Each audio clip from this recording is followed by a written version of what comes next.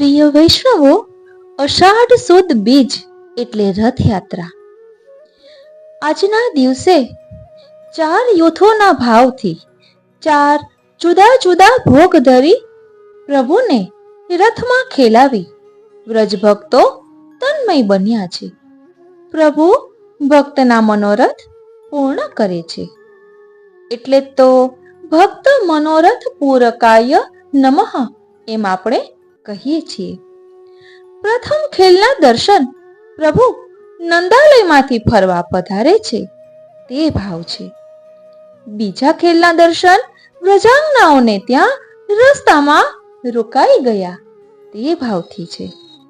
ત્રીજા ખેલના દર્શન બરસાનામાં વૃષભાનજીને ત્યાં પધારે છે, શ્રી રાધિકાજીને મળે છે તે ભાવથી છે.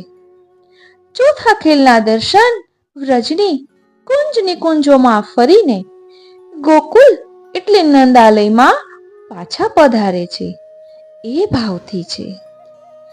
પરંતુ આજનો સત્સંગ આપણે વિરહમય રથયાત્રાના સ્વરૂપમાં લેવાના છીએ.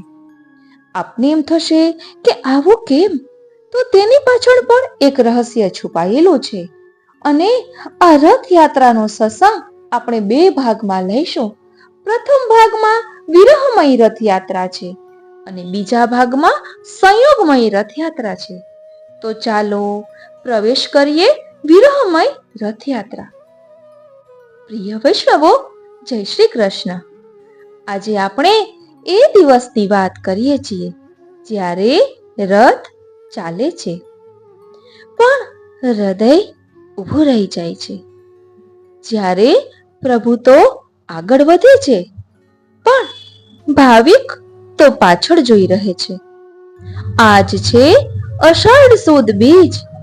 વિશ્વની આંખે જોઈએ ને, એટલે કે આધિભૌતિક દ્રષ્ટિએ જોઈએ ને તો રથયાત્રા છે, પણ વૈષ્ણવ હૃદયે જોઈએ, ભક્તના હૃદયે જોઈએ ને તો આ એક વિરહ યાત્રા છે. શ્રી કૃષ્ણ ગોકુળ છોડીને મથુરા પધાર્યા. મુલાકાત નહોતી, વિદાય હતી. એ દિવસ એ જ હતો જ્યારે રથે ચડી શ્યામ સુંદર મથુરા પધાર્યા હતા અને પાછળ ગોપીજનો ઘેલું થઈને ભાગતા હતા.